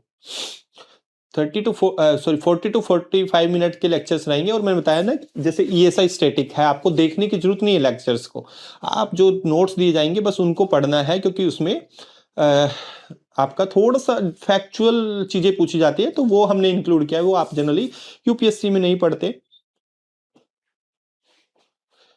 जो आपका प्री में इकोनॉमिक्स है ना, वही आप प्री के लिए सारे टॉपिक्स पढ़ते हैं। GS1 पेपर है आपका प्री का, उसके लिए आप सारे टॉपिक्स पढ़ते हैं, वही सिलेबस है ऑलमोस्ट, ठीक है। देखो नंबर सीरीज आता है, नंबर सीरीज प्रैक्टिस से आ जाएगा, ये कोई इसमें ऐसा नहीं है कि सी सेट जैसे जितना टिपिकल क्वेश्चन पूछा गया है इसी के ऊपर में बेस्ड फिर ये क्वेश्चन पूछा गया है। फिर कंपाउंड इंटरेस्ट, सिंपल इंटरेस्ट हम 10th क्लास में पढ़ते आए हैं स्कूल टाइम पे, ठीक है, ये सिंपल क्वेश्चन है, ठीक है। तो इसी तरह के क्वेश्चन आते हैं, कोई डिफिकल्ट नहीं आते। फिर आता है हमारा रीजनिंग के क्वेश्चंस है। तो रीजनिंग में देखो ये आप यूपीएससी में भी आते होंगे आपके, कुछ एक ऐसे स्टेटमेंट दे देगा, फिर रीजंस देगा इसके, ये है which of the following assumptions is are implicit. तो 10 क्वेश्चन तो ऐसे ही आते हैं, ये स्टेटमेंट अजम्पशन वाले क्वेश्चन आते हैं। तो इसमें क्या डिफिकल्ट है, आप यूपीएससी में भी पढ़ते हैं ऐसे क्वेश्चन, अटेम्प्ट करते हैं। ये एक्चुअल क्वेश्चन है आरबीआई ग्रेड बी का, 10 क्वेश्चन आते हैं ऐसे ऐसे, ठीक है, रीजनिंग के अंदर में।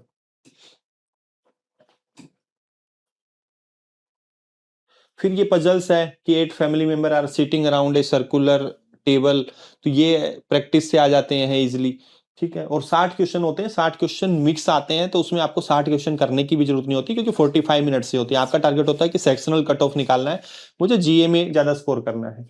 फिर आता है अल्फा न्यूमेरिक सीरीज, इस तरह के क्वेश्चन आएंगे। If a symbol is immediately preceded and followed by letter then write in between A and B if a number. तो ये स्टेप दे रखा है अल्फान्यूमेरिक सीरीज टाइप के, इससे इसी टाइप के क्वेश्चन आप सी सेट में भी आपने कभी अटेम्प्ट किए होंगे। फिर आता है आपका इनपुट आउटपुट है, तो ये क्वेश्चन भी बहुत इजी होते हैं, दिखने में डिफिकल्ट लगते हैं। एक बार आपको कॉन्सेप्ट सीखना है, उसके बाद आप कोई भी क्वेश्चन आए। और एक बार सी सेट में भी पूछा गया है, मुझे याद है, मैंने देखा था पेपर में कि सी सेट में एक बार पूछा गया है 2-3 साल पहले, ये इनपुट आउटपुट का क्वेश्चन। फिर कोडिंग डिकोडिंग, ये भी आसान होता है, एक कॉन्सेप्ट होता है, ठीक है। ये सिलोक्स टाइप के क्वेश्चन, जो वेन डायग्राम बेस्ड क्वेश्चन है, ये भी आप सी सेट में पढ़ते हैं। इनइक्वलिटी, ये भी आपने सी सेट में पढ़ी होंगी। फिर आते हैं इंग्लिश के क्वेश्चन, इंग्लिश भी डिफिकल्ट नहीं आता है, इंग्लिश में भी किस टाइप के क्वेश्चन आते हैं। देखो मैंने बताया कि इस एग्जाम के बारे में हाइप ज्यादा क्रिएट किया हुआ है कि बहुत डिफिकल्ट आता है पेपर, वैसा नहीं है। कैट लेवल का आता है, वैसा भी नहीं है। इंग्लिश के क्वेश्चन देखोगे तो इसमें एरर निकालना है आपको, बेसिक ग्रामर आती है तो आप आराम से कर सकते हैं इस क्वेश्चन को। फिर आता है कि अगेन ये 5 ऑप्शन दिए गए हैं, तो आपको बताना है कि सारी स्टेटमेंट ठीक है या नहीं है, ठीक है, ग्रामेटिकली करेक्ट है कि नहीं है ये सेंटेंसेस, तो ये चेक करना है। तो आराम से आप ये 10th क्लास में हम ग्रामर पढ़ लेते हैं। फिर आता है एक पैराजम्बल्स होते हैं, तो इसमें क्या होता है कि ऐसे सेंटेंस दे देंगे, 5 से 6 सेंटेंस मिलेंगे आपको, तो इसको आपको सीक्वेंस में लगाना है कि पहले सेंटेंस कौन सा बनेगा, मतलब एक पैराग्राफ बनाना है तो उसमें पहला सेंटेंस कौन सा आएगा, सेकंड सेंटेंस कौन सा आएगा। तो इस तरह के क्वेश्चंस होते हैं। कुछ कंप्रीहेंशन आते हैं, 10 क्वेश्चन, 10 से 15 क्वेश्चन कंप्रीहेंशन बेस्ड होते हैं, जो आप यूपीएससी के सी सेट में भी अटेम्प्ट करते हैं। तो डिफिकल्ट नहीं है क्वेश्चन दिखाना, मैंने इसलिए थोड़ा सा टाइम लग रहा है इसमें, ताकि आपको क्लियरिटी आए कि किस टाइप के क्वेश्चंस इसमें पूछे जाते हैं। जैसे कि कंप्रीहेंशन बेस्ड ऐसे क्वेश्चन आते हैं। फिर जनरल अवेयरनेस, सबसे इंपॉर्टेंट चीज जनरल अवेयरनेस। पीआईबी आप पढ़ते होंगे, पीआईबी करंट अफेयर्स यूपीएससी में पढ़ते हैं, वैसे सेम यहाँ पे आपको पढ़ना है। If I pass the degree by giving, yes आपके 60% होनी चाहिए। बहुत सारे स्टूडेंट दोबारा देके भी स्कोर कर लेते हैं, 60% अपना मार्क्स परसेंटेज इंप्रूव कर सकते हैं। देखो विच of the following is not EFTA country, ये रिसेंट, बहुत रिसेंट या करंट अफेयर आते हैं। यहाँ पे भी ना आपको देखो एक बेनिफिट ये है कि आपको पूरे साल का या पिछले साल का, मतलब 12 से 18 मंथ्स का करंट अफेयर नहीं पढ़ना है, लास्ट के 3-4 मंथ का मैक्सिमम करंट अफेयर आता है। जैसे अभी इस साल एग्जाम अक्टूबर में हुआ था, 18 अक्टूबर को, तो सितंबर 2025 की न्यूज पीआईबी से भी क्वेश्चन था, विच of the following is not a EFTA country. तो ईएफटीए जो कंट्रीज थे उनके साथ एग्रीमेंट साइन किया था इंडिया ने, तो सिंपल सा क्वेश्चन था। ये सब हम पढ़ते हैं कि जो इंडिया की सोवरेन रेटिंग थी, किस कंट्री की थी ये जिसने इंडिया की रेटिंग अपग्रेड की थी, who on the FIDE grand Swiss tournament. Mix आता है। जनरल अवेयरनेस में आपका sports, science, defence, economy, RBI की जो इंपॉर्टेंट न्यूज होती हैं वहां से। फिर आपका न्यूज़पेपर सीए में देखोगे तो और इंपॉर्टेंट रिपोर्ट्स, जैसे आप यूपीएससी के लिए भी पढ़ते हैं, मान लो ग्लोबल जेंडर गैप है, ह्यूमन डेवलपमेंट इंडेक्स है, ग्लोबल हंगर इंडेक्स है, तो इस तरह के क्वेश्चंस। यस अदर एग्जाम्स देखो, क्योंकि सारे एग्जाम्स में, बैंकिंग एग्जाम में यही पैटर्न आता है, कोई डिफरेंट नहीं होता। तो ये आप मतलब ये प्रिपेयर कर लोगे तो आपके बाकी एग्जाम्स भी प्रिपेयर हो जाएंगे, ठीक है। फिर जैसे आरबीआई के सर्कुलर्स हैं, लेटेस्ट करंट अफेयर्स, मतलब लेटेस्ट जो न्यूज में रहते हैं, लास्ट 4-5 मंथ के करंट सर्कुलर्स आते हैं। करंट अफेयर आपका लास्ट 3-4 मंथ से आता है। तो तो इस तरह के क्वेश्चंस आते हैं, सिंपल सिंपल क्वेश्चन होते हैं कि पेमेंट एग्रीगेटर, बट यहाँ पे बस ये है कि यहाँ पे थोड़ा फैक्चुअल पूछा जाता है। जैसे देख लो, पेमेंट एग्रीगेटर नेटवर्थ रिक्वायरमेंट पूछी है, daily aggregator UPI limit for capital expenditure increase की गई थी, सितंबर की न्यूज में ही था। ठीक है, dimension of financial inclusion index आप पढ़ते होंगे, यूपीएससी की प्रिपरेशन कर रहे हैं, सबने पढ़ा होगा, तो उसमें उससे रिलेटेड क्वेश्चन पूछा गया था। Monthly credit limited, maximum balance limited permitted in A small account, free AI committee बनी थी एक आरबीआई की, तो फ्री एआई की जो फ्रेमवर्क आया था उस पे क्वेश्चन था। तो फैक्चुअल क्वेश्चन है, बस यहाँ पे थोड़ा सा ये डिफरेंस है कि मिक्स आता है।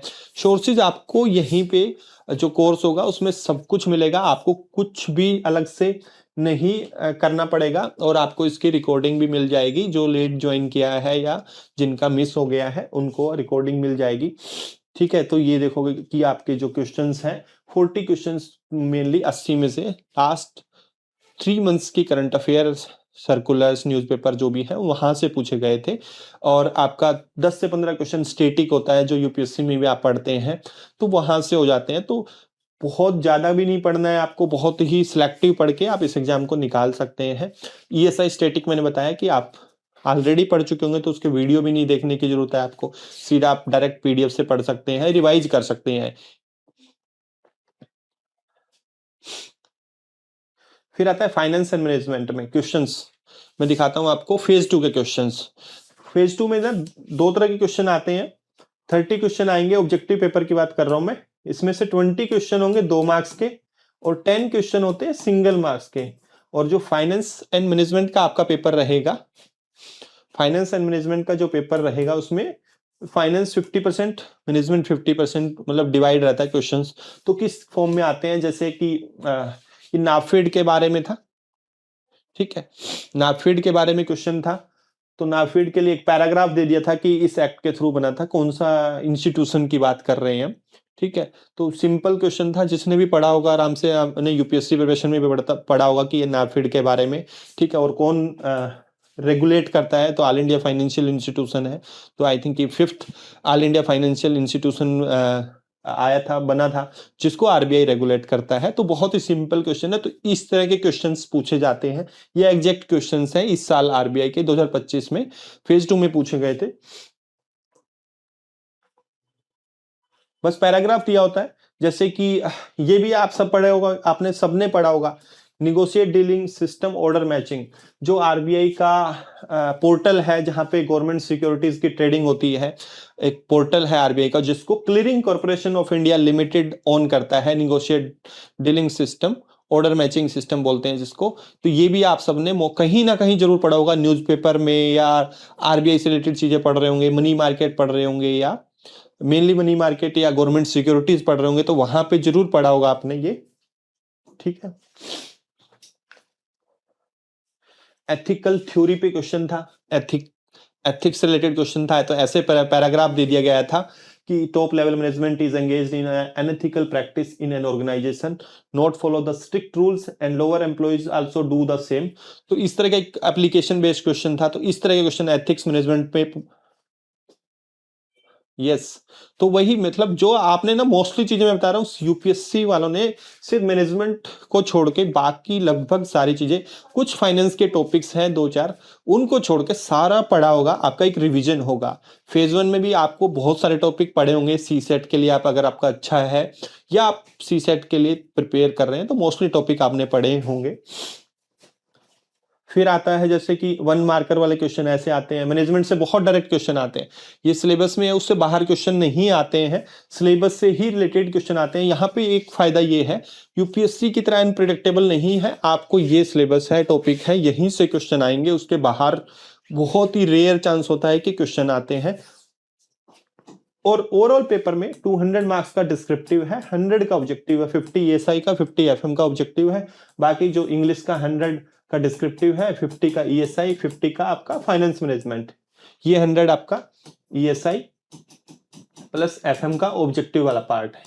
तो 300 मार्क्स है। तो आपने डिस्क्रिप्टिव भी अच्छा कर लिया, ऑब्जेक्टिव में भी एवरेज प्रिपरेशन कर ली आपने, तो भी आप नेक्स्ट राउंड के लिए जा सकते हैं।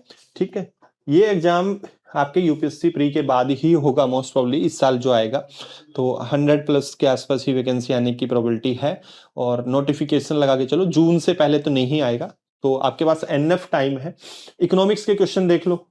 आपने प्रधानमंत्री धन धान्य कृषि योजना सुनी होगी, अभी रिसेंट में आई थी, बार बार पीआईबी में न्यूज में थी।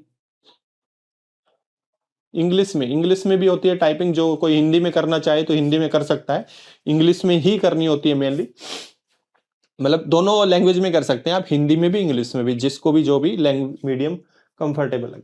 प्रधानमंत्री धन धान्य कृषि योजना पे क्वेश्चन था, बार बार आई पीआईबी में, न्यूज में थी रिसेंट में, और सबने पढ़ी भी होगी ये, आपने यूपीएससी की प्रिपरेशन कर रहे हैं तो यहाँ पे थोड़ा सा मैंने बताया कि फैक्चुअल पूछा जाता है। पूछ लिया था कि इसका कितना बजट है, कितने लोगों को बेनिफिट होगा, scheme draws insight from which programme, तो एस्पायरेशनल डिस्ट्रिक्ट प्रोग्राम से ये स्कीम विड्रॉ की, मतलब स्कीम वहां से ड्रॉ की गई है। डिस्क्रिप्टिव के क्वेश्चंस में आई विल शो, और इसका पीडीएफ भी मिलेगा, रिकॉर्डिंग भी मिलेगी आपको। The scheme will be govern through NITI Aayog will govern, तो ये सब आपने यूपीएससी प्रिपरेशन में हर स्टूडेंट ने पढ़ा होगा ऐसे चीजें। पीआईबी में आई है, ये आपका न्यूज़पेपर में भी बार बार आ रही थी स्कीम। ये ईएसआई के एग्जैक्ट क्वेश्चन है जो पूछे गए हैं। फिर एक ग्लोबल फॉरेस्ट असेसमेंट रिपोर्ट पे था, रिपोर्ट से क्वेश्चन आते हैं, मैंने बताया था। Global hunger index, global multi dimensional poverty index, global gender gap, तो इस तरह की आपकी वर्ल्ड इकोनॉमिक आउटलुक, आईएमएफ की, वर्ल्ड बैंक का ग्लोबल इकोनॉमिक प्रोस्पेक्टस है, वर्ल्ड इकोनॉमिक फोरम की ग्लोबल रिस्क रिपोर्ट है, इस तरह की रिपोर्ट से क्वेश्चन आते हैं। तो ये देखो ग्लोबल फॉरेस्ट असेसमेंट रिपोर्ट पे क्वेश्चन था, ये पीआईबी में ही था। ठीक है, इन्वायरमेंट ऑडिट रूल्स पे क्वेश्चन था, ये आपका पीआईबी में था। तो कुछ क्वेश्चंस आपको यूपीएससी स्टाइल में भी देखने को मिलेंगे, दोनों क्वेश्चंस में डेटा नहीं है, बट ये यूपीएससी स्टाइल के क्वेश्चन पूछे गए हैं, और आपने पढ़े भी होंगे सबने। ये स्कीम से क्वेश्चन आते हैं जो 1 मार्कर होते हैं, मोस्टली स्कीम होती है 1 मार्कर वाले क्वेश्चन है। स्कीम में एप्लीकेशन है, जैसे कि विच of the following is correct regarding PM सुरक्षा बीमा योजना, 14 years old child is covered, insurance coverage will be stopped once beneficiary's age is 68, a person died at the age of 50, मतलब application based ये scheme पड़ी है, तो आप आराम से कर सकते हैं। कारा रूल्स न्यूज में था, पीआईबी में था, तो मोस्टली पीआईबी से ही जो स्कीम्स न्यूज में होती है वहीं से क्वेश्चंस आते हैं। तो पीआईबी न्यूज़पेपर मतलब करंट अफेयर आप यूपीएससी के लिए भी पढ़ते ही हैं मोस्टली चीजें। अब आती है डिस्क्रिप्टिव की। ठीक है, डिस्क्रिप्टिव में देखो कि किस तरह के क्वेश्चन आते हैं। 15 मार्कर क्वेश्चंस की बात है। तो there is need for a high quality welfare for this standards are provided in the world development report, ये सिलेबस का पार्ट है आरबीआई की।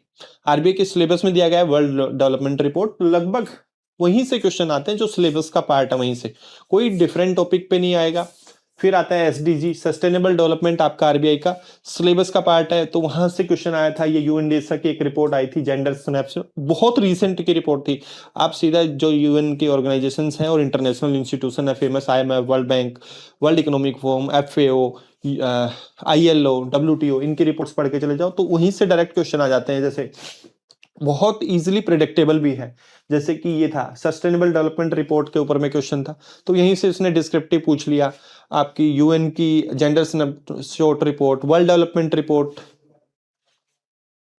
3 क्वेश्चन तीनों रिपोर्ट से डिस्क्रिप्टिव के। 10 मार्कर्स में आरबीआई की जो देखो अक्टूबर में ही पेपर था, तो अक्टूबर में जो दिसंबर में पेपर था, फेज टू दिसंबर में था, तो अक्टूबर की जो मॉनेटरी पॉलिसी हुई थी उसी के हाईलाइट पे क्वेश्चन पूछ लिया था।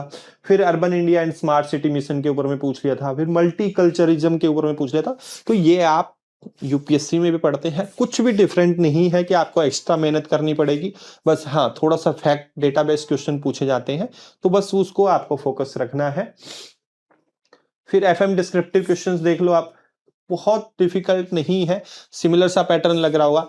Discuss capital market is seen as the growth engine of India, also list step taken by the SEBI for capital markets, बहुत इजी क्वेश्चन है। ये थोड़ा सा अलग है कि मैनेजमेंट का क्वेश्चन है, सिलेबस से ये भी आप ऑर्गेनाइजेशन चेंज सिलेबस का पार्ट है, कोई बहुत डिफिकल्ट नहीं है, बहुत डायरेक्ट क्वेश्चन है।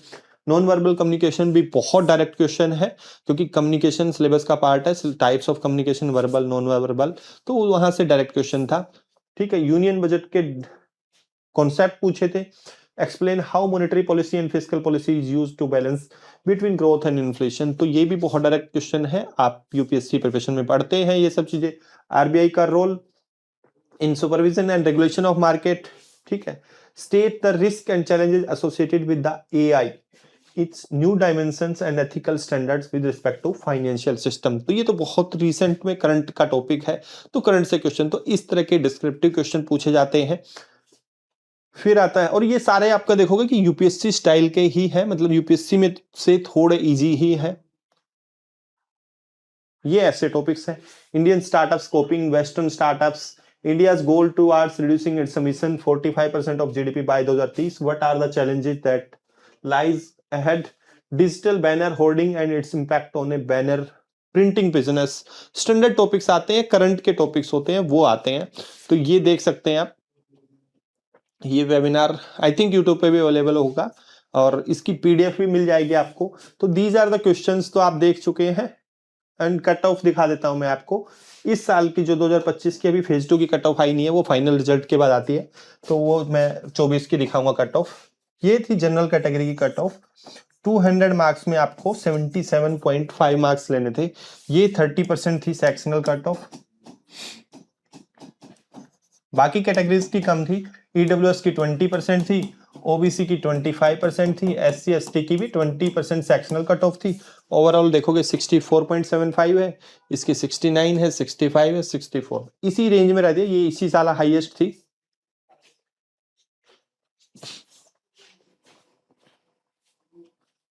ये है फेज 2 की 2024 की, क्योंकि 25 की कट ऑफ आई नहीं है।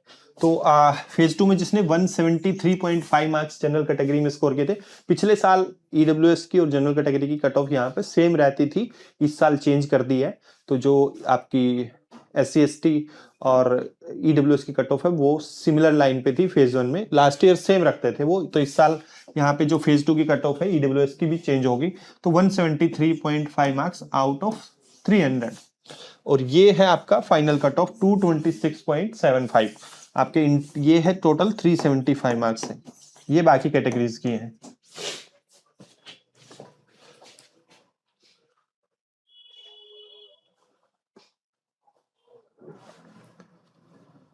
तो this is all about RBI grade B.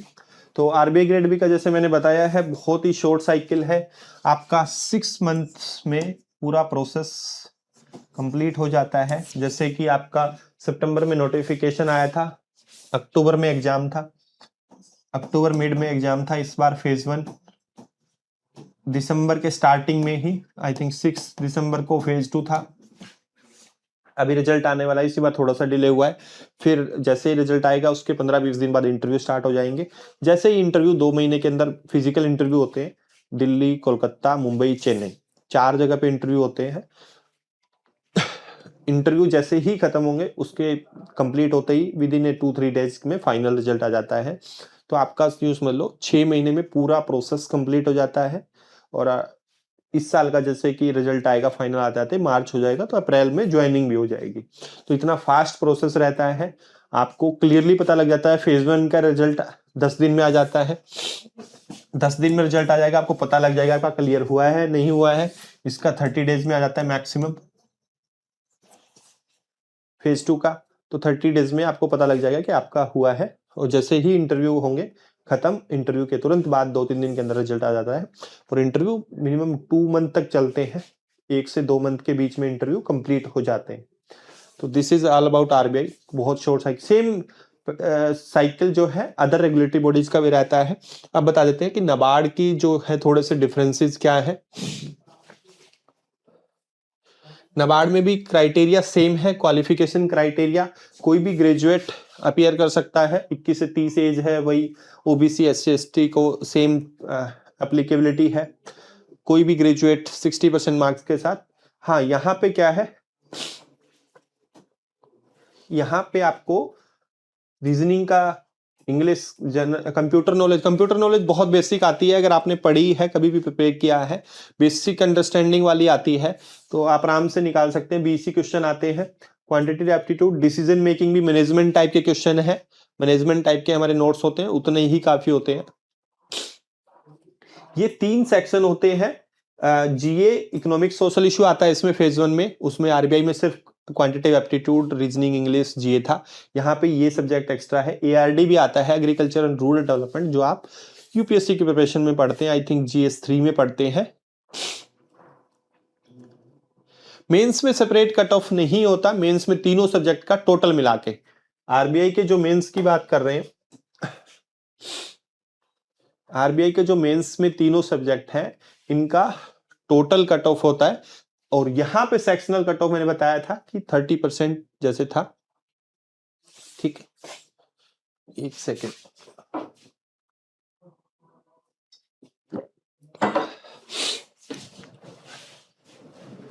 ठीक है, तीनों को पेपर को मिला के यहाँ पे सेक्शनल नहीं होता है, तीनों को एडिशन करके फाइनल कट ऑफ निकलता है।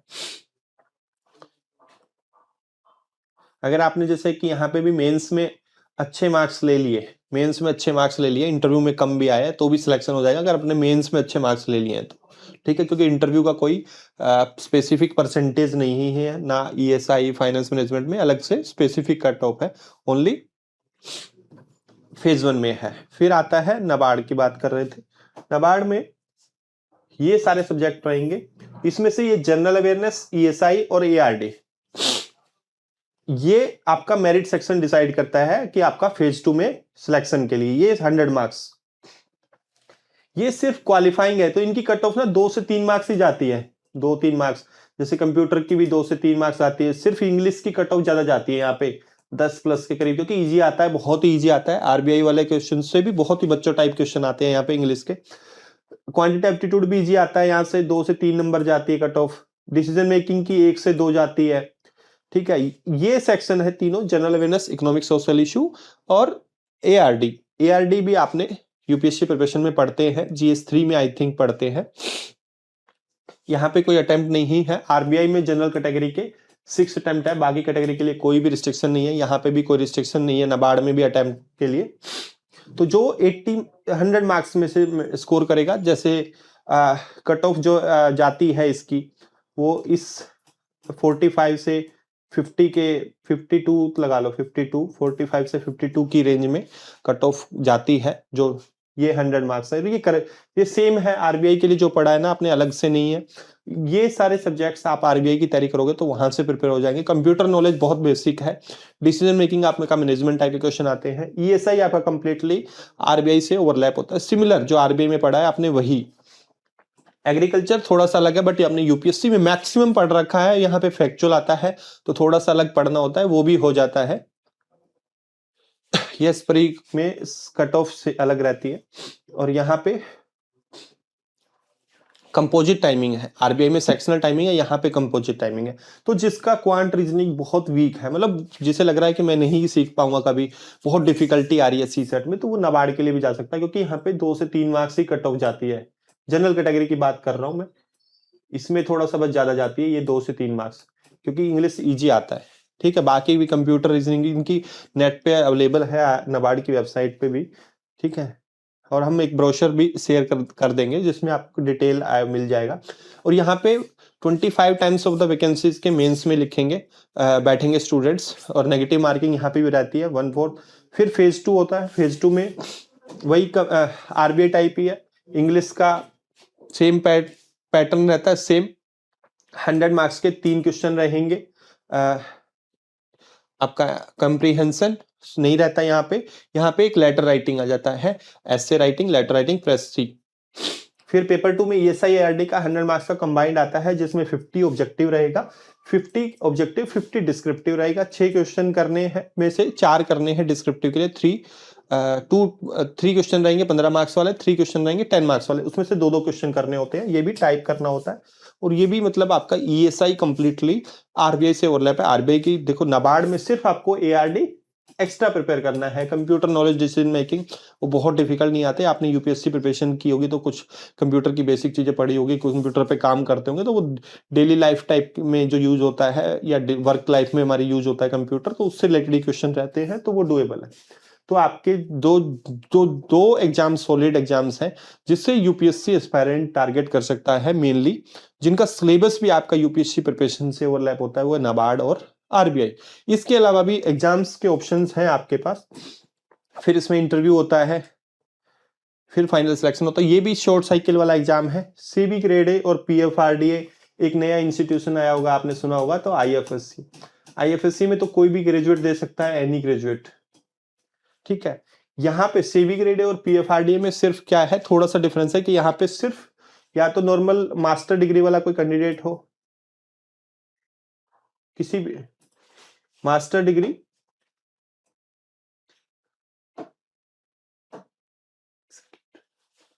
Master degree in any discipline हो, या फिर bachelor degree in law, bachelor degree in engineering, मतलब इंजीनियर्स को अलाउ किया गया है यहाँ पे, या फिर कोई सीए सीएफए है, ये है।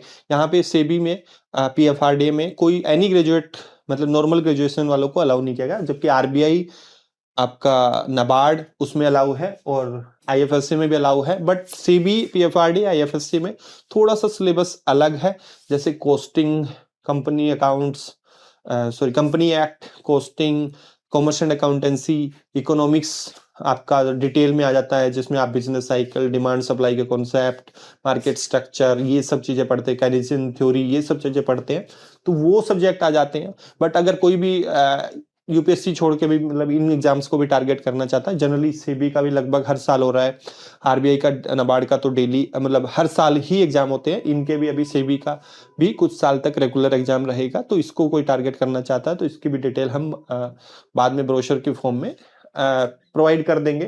तो ये है आपका, बट ये थोड़ा सा मैंने इसलिए डिस्कस नहीं किया क्योंकि ये यूपीएससी से सिलेबस थोड़ा सा इसका अलग है, बट आरबीआई नबार्ड है वो कंप्लीटली ओवरलैप होता है, थोड़ी सी चीजें छोड़ के। यस, जो है हमारा कोर्स अवेलेबल रहेगा सारथी प्लेटफॉर्म पे ही, यूपीएससी ओरिएंटेड जो स्टूडेंट्स हैं उनके लिए स्पेशली कस्टमाइज्ड कोर्स रहेगा। तो आई थिंक लाइव भी हो गया हुआ यूपीएससी सारथी आईएएस की वेबसाइट पे, उसमें क्लासेस हमारी है 26 से स्टार्ट हो जाएंगी, तो आप सब्सक्राइब कर सकते हैं। कंप्लीट आपको कहीं दूसरे जगह पे जाके सर्च नहीं करना पड़ेगा, सब कुछ उसी में मिलेगा, इंक्लूडिंग गाइडेंस कैसे प्रिपेयर करना है, ठीक है। एंड कोई भी डाउट है तो आप पूछ सकते हैं, कोई भी डाउट है आपका।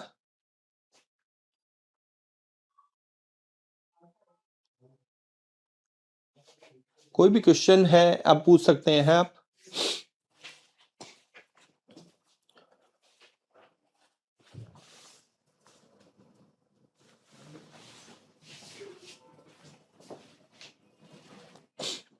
कोर्स प्राइस आपको साइट पे मिल जाएगा, डेमो क्लास भी अवेलेबल रहेंगी।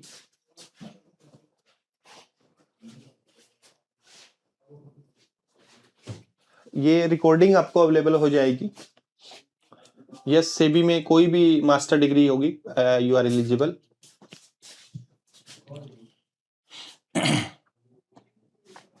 ऑल राइट, सो अच्छा क्वेरीज हैं sir. What we can do is कि आई थिंक कुछ लोगों ने शायद सेशन लेट ज्वाइन किया होगा, जैसे मैं क्वेरीज देख रहा हूँ कि सैलरी क्या है, इन हैंड सैलरी क्या है, all this things we have discussed earlier in the video. देखो भाई, जितने भी लोगों ने लेट ज्वाइन किया है सेशन, हम इस सेशन की रिकॉर्डिंग अपलोड कर देंगे, है ना, सारथी आईएएस के यूट्यूब चैनल पे हम रिकॉर्डिंग अपलोड कर देंगे। तो जो भी इन्फॉर्मेशन मिस हुआ हो आप वहाँ से चेक कर सकते हैं। मेरा आपको सजेशन क्या है, देखो पहले आप ये डिसाइड करो कि yes this is the time for you कि आप यूपीएससी प्लान बी के बारे में सोचें, ठीक है। ये मैं आपको एश्योरिटी से बोल रहा हूँ, जितने भी मैंने ऑप्शंस देखे हैं, अपनी भी जर्नी में मैंने ऑप्शन देखा था, regulatory bodies examination are the best backup option, best plan B for all UPSC CSC aspirant, for the obvious reason जो हमने वीडियो में स्टार्टिंग में सेशन में डिस्कस किया, ठीक है। हाँ, यूट्यूब पे अपलोड कर देंगे, don't worry about this thing, है ना, कल तक अपलोड हो जाएगा। अब देखो भाई, ये चीज आप ध्यान रखना कि once you have decided it, उसके बाद हम और भी वेबिनार करेंगे। अगर आपको नबार्ड में और डिटेल जाननी है, सेबी में और डिटेल जाननी है, once you have decided it, this is the right time कि जब आप आरबीआई को टारगेट करें, है ना। क्योंकि देखिए यूपीएससी प्रीलिम्स एग्जामिनेशन आपका मई में है ना, और उसके बाद आरबीआई का एग्जाम होगा, और फेज 1 और फेज 2 के बीच में टाइम भी कम रहता है। इफ गॉड फॉरबिड्स अगर आप यूपीएससी सीएससी प्रीलिम्स नहीं क्रैक कर पाते, ऐसा हो सकता है ना कि that is why we are preparing for this plan B, right. अगर आप वो नहीं क्रैक कर पाते प्रीलिम्स एग्जाम, तो आपके पास इमीडिएटली आरबीआई टारगेट करने के लिए होगा। वरना क्या होता है कि आपको नेक्स्ट 1 ईयर वेट करना पड़ता है, हम 3-4 महीने सोचने में लगा देता है, फिर वापस से यूपीएससी दे रहे होते हैं विदाउट एनी बैकअप प्लान, है ना। तो अगर आप अभी से आरबीआई की प्रिपरेशन करेंगे जो कि लिमिटेड कंटेंट आपको फॉलो करना है, 70% कंटेंट यूपीएससी सेंट्रिक ही है ना, then you will have an option after the prelims examination, अगर कुछ मैसअप होता है यूपीएससी एग्जाम में तो आपके पास तुरंत आरबीआई टारगेट करने को है। ठीक है सर, ठीक है, अगर कुछ और क्वेश्चन आपको इंपॉर्टेंट लग रहे हो तो आप एड्रेस कर सकते हो। कुछ स्टूडेंट नाबार्ड की सैलरी की बात कर रहे हैं, आरबीआई में ग्रेड बी ऑफिसर पे ज्वाइन होता है, नाबार्ड में ग्रेड ए ऑफिसर के पोस्ट पे ज्वाइन होता है, सैलरी में थोड़ा सा डिफरेंस है। तो नाबार्ड जैसे आरबीआई में 1.5 lakh plus in hand salary मिलती है, तो आपको नाबार्ड में 1.25 प्लस सैलरी मिलती है, 1.25 lakh plus in hand salary मिलती है।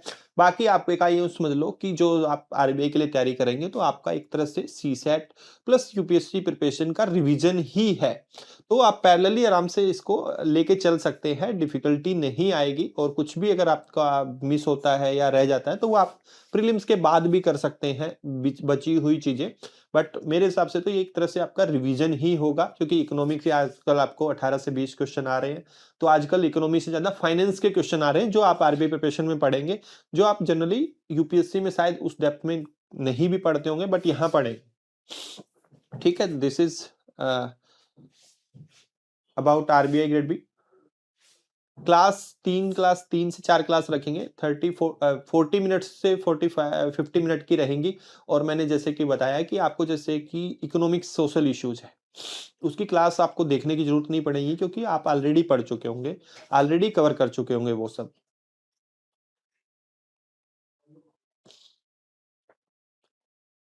देखो, ग्रेजुएशन कंप्लीट होनी चाहिए, वही एलिजिबल है। यस, नॉन यूपीएससी बैकग्राउंड वाले भी स्टूडेंट इसके लिए जा सकते हैं।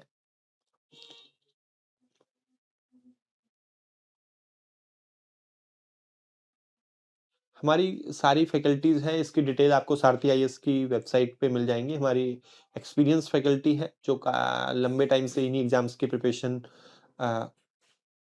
करा रहे हैं। आरबीआई ग्रेड भी देखो, ये पूरा सेशन देख लोगे तो आपको लगेगा कि इट इज नॉट डिफिकल्ट। ठीक है, देखो अगर आप हार्ड वर्क करते हो तो बहुत सारे स्टूडेंट हैं यूपीएससी।